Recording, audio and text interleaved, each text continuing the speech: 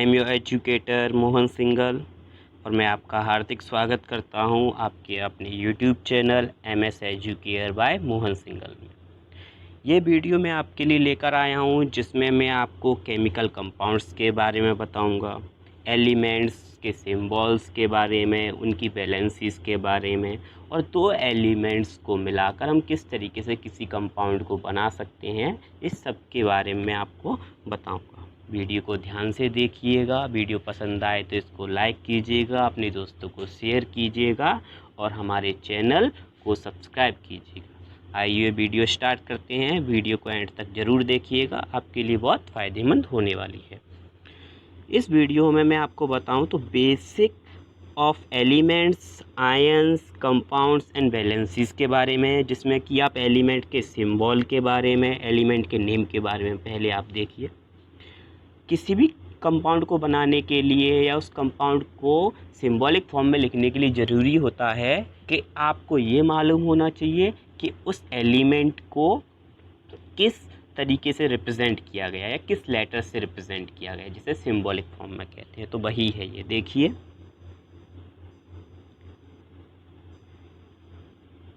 Hydrogen को H से represent करते हैं, हीलियम को He से रिप्रेजेंट करते हैं, लिथियम को Li से, कार्बन को C से, नाइट्रोजन को N से।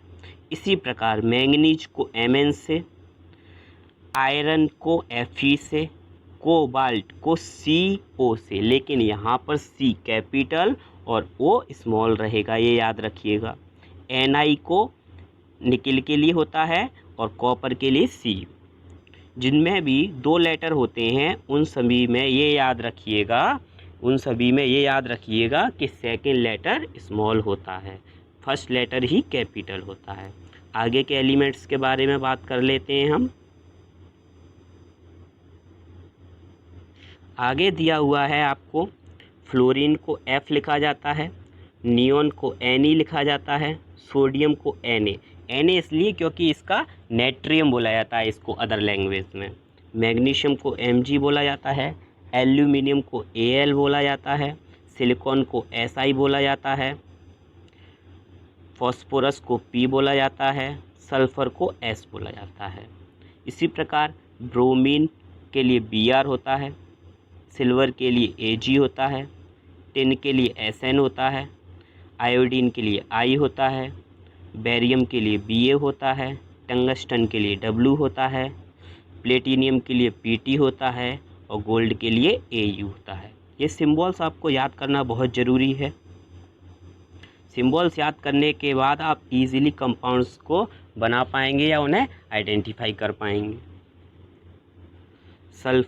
सल्फ़र के लिए S होता है, क्लोरीन के लिए Cl होता है, आर्गन के लिए Ar होता है, पोटेशियम के लिए K होता है, कैल्शियम के लिए Ca होता है, प्लूटोनियम के लिए Pu होता है, Au गोल्ड के लिए होता है, पहले ही बता चुका हूँ। मरकरी के लिए Hg होता है, लेड के लिए Pb होता है, क्रोमियम के लिए Cr होता है, टाइटेनियम के लिए Ti होता है और यूरेनियम के लिए U होता है।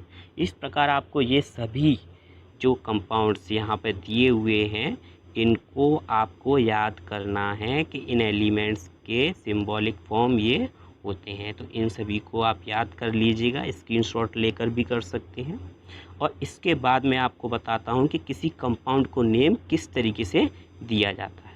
नेमिंग ऑफ कंपाउंड्स यानी उसमें मोनो, डाई, ट्राई, बाई ये सब लिखा रहता है, तो वो किस तरीके से लिखा रहता है। तो नेमिंग ऑफ कंपाउंड्स देखिए, मोनो का मतलब होता है एक एटम, यानी अगर किसी में एक एटम ऐड किया गया है तो उसे मोनो कहेंगे। जैसे CO, C कैपिटल है, O भी कैपिटल है, मैं ऊपर बता चुका हूँ। C capital O small cobalt होता है, C capital O capital carbon monoxide होगा।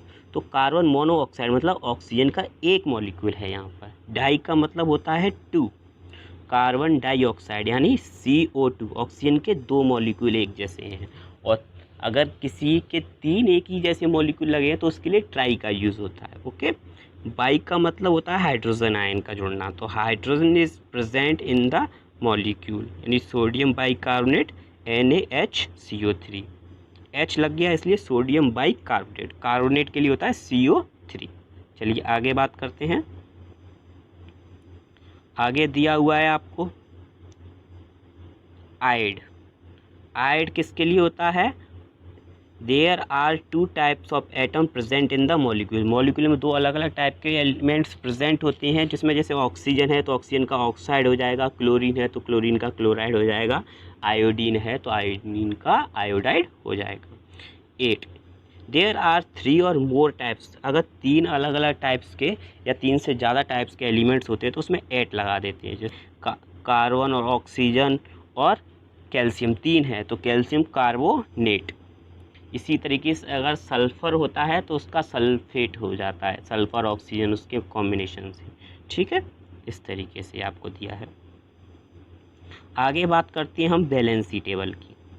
तो बैलेंसी टेबल की ज़रूरत क्यों है? बैलेंसी टेबल की इसलिए ज़रूरत है कि किसी कंपाउंड को आखिर आप किस तरीके से बैलेंस करने वाले हैं, या किसी एलिमेंट की कितनी बैलेंसी होती है, तो यहाँ पर हम ये देखेंगे। जनरली मेटल्स पॉजिटिवली बैलेंस्ड होती हैं और नॉन मेटल्स नेगेटिवली बैलेंस्ड होती है। तो देखिए यहाँ लिखा हुआ है the charge of an ion in a radial which either lost और gained electrons becomes positive ion. यानी मेटल्स जो होती हैं वो क्या करती हैं? पॉजिटिव आयन होती हैं। Thereby most metals good conductor of electricity. यानी मेटल जनरली पॉजिटिव आयन लिए हुए होती हैं, इसलिए वो जनरली कंडक्टर्स कैसी होती हैं? इलेक्ट्रिसिटी के गुड कंडक्टर होती हैं। अब इसकी बैलेंसीज यहाँ पे कुछ कंपाउंड्स कुछ एलिमेंट्स की बैलेंसीज दी हुई है, जिन्हें देखिए टेबल में। जैसे हाइड्रोजन, ये +1 वाले हैं, हाइड्रोजन की 1 +1 लिखा जाएगा, सोडियम की +1, सोडियम की लिथियम की +1, ये यहाँ पर +1 वाले हैं।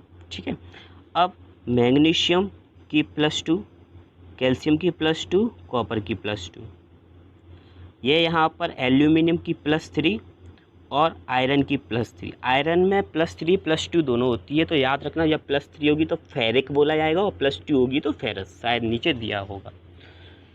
फ्लोरीन की -1, कैल्शियम की -1, ब्रोमीन की -1, ऑक्सीजन की -2 जिसे ऑक्साइड बोल देते हैं, सल्फर की जो है -2 जिसे सल्फाइड बोल देते हैं, कार्बोनेट की -2, ठीक है, CO3 ग्रुप का। इसी तरीके से फॉस्फेट होता है, इसमें फॉस्फेट की क्या हो जाएगी? -3। ओके,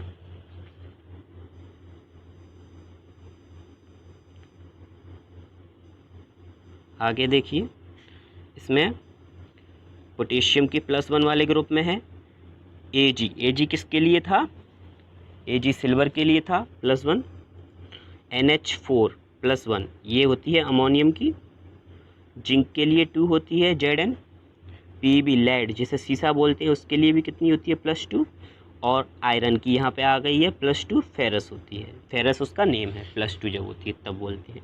OH हाइड्रोक्साइड, O और ऑक्सीजन और हाइड्रोजन का ग्रुप है ये कंपाउंड, तो -1 होती है। नाइट्रेट NO3 की -1 होती है। बाइकार्बोनेट HCO3 की -1 होती है। और सल्फेट SO4 की -2 होती है। तो ये बैलेंसीज हैं, ये एलिमेंट की बैलेंसीज, कुछ एलिमेंट्स कुछ कंपाउंड्स की बैलेंसीज है यहाँ पर। इनको जब आप एक दूसरे के साथ मिक्स करेंगे तो ये बैलेंसीज किस तरीके से कंपाउंड फॉर्म होती है उन्हें हम आगे देखेंगे। एग्जाम्पल के रूप में यहाँ दिया हुआ है, इसमें आप बेहतर समझ पाएंगे कि किस तरीके से बैलेंसी उपयोग में आती है। सपोज आप देख चुके हैं कि सोडियम की बैलेंसी +1 होती है और क्लोरीन की -1। +1 और -1 वाले जब आपस में एक दूसरे से जुड़ेंगे तो इसकी बैलेंसी इस पर क्रॉस होगी और इसकी बैलेंसी इस पर क्रॉस। जब दोनों की बैलेंसी सेम है तो उनके एटम्स में कोई फ़र्क नहीं आएगा और सीधे जुड़कर NaCl इस तरीके से बना लेंगे। अब बैलेंसीज अगर डिफ़र हों तो किस तरीके से होगा? देखिए यहाँ पर सोडियम की +1 है लेकिन ऑक्सीजन की -2 है। इसकी तो 1 थी, इसकी 2, तो क्रॉस होकर 2 इस पे आ जाएगा और 1 इस पे चला जाएगा। यानी आपको ऑक्सीजन के एक मॉलिक्यूल के लिए सोडियम के 2 एटम चाहिए, तो 2 एटम चाहिए तो Na2O इस तरीके से कंपाउंड फॉर्म हो जाएगा। तीसरा एग्जाम्पल भी देख लेते हैं इसका हम। तीसरे एग्जाम्पल में आपको दिया हुआ है एल्यूमिनियम की +3 है और ऑक्सीजन की कितनी है -2, तो 2 इस पर आएगा, 3 इस पर जाएगा, इसलिए Al2O3 कंपाउंड बन जाएगा। केवल क्रॉस बैलेंसेस याद होनी चाहिए, तो क्रॉस में लगा देंगे तो आप कंपाउंड को इजीली फॉर्म कर पाएंगे। लेड की +2 ऑक्सीजन की -2 कैंसिल होकर PbO बना लेंगे। सोडियम की +1 हाइड्रोक्साइड आयन की -1, तो ये एक दूसरे से क्रॉस होकर NaOH कंपाउंड बना लेंगे। इसी तरीके से एक और एग्जांपल देखिए, Pb की +2 OH की -1, तो 1 इस पे गया और 2 इस पे आ जाएगा, तो ये बन जाएगा PbOH का होल ट्वाइस। इस तरीके से कंपाउंड्स फॉर्म होते हैं। आइए कुछ केमिकल कंपाउंड्स के हम एग्जांपल्स देख लेते हैं, यानी उन्हें हमें याद करना होगा। याद इसलिए करना होगा क्योंकि यदि ये नेम आपको याद होंगे तो आप बेहतर तरीके से जब भी आपसे कोई पूछेगा तो आप बता पाएंगे या क्वेश्चंस को सॉल्व कर पाएंगे। CO2 को कार्बन डाइऑक्साइड बोला जाता है। यहाँ पे ये फॉर्मूलाज हैं, यहाँ पर एक केमिकल नेम है। CO को कार्बन मोनोऑक्साइड बोला जाता है। NaCl को सोडियम क्लोराइड, Na सोडियम और Cl फॉर्म में क्लोराइड होता है। CuO, C capital U small तो कॉपर, O कैपिटल है ऑक्सीजन के लिए copper oxide. AgBr silver bromide के लिए। ये कुछ केमिकल कंपाउंड्स के नेम दिए हैं जिन्हें आप याद कर लें। आगे है HCl को हाइड्रोक्लोरिक एसिड और हाइड्रोजन क्लोराइड दोनों ही बोला जाता है। NH4Cl को अमोनियम क्लोराइड बोला जाता है। KOH को potassium hydroxide, NaOH sodium hydroxide, CaOH का होल ट्वाइस कैल्शियम हाइड्रोक्साइड, ये हाइड्रोक्साइड ग्रुप वाले थे। कैल्शियम सल्फाइड, CaS को कैल्शियम सल्फाइड, NaNO3 को sodium nitrate, HNO3 hydrogen nitrate, hydrogen nitrate या फिर नाइट्रिक एसिड, दोनों ही इसके नेम हैं।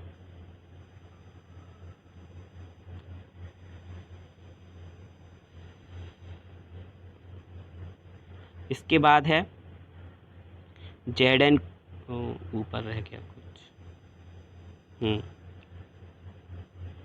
NaHCO3, ये हो जाएगा sodium bicarbonate. ZnSO4 zinc sulphate, MgCO3 magnesium chloride, CaSO4 calcium sulphate, CuCO3 copper carbonate, AlPO3 aluminium phosphate, FeSO4 iron sulphate, FeCO3 iron cobalt,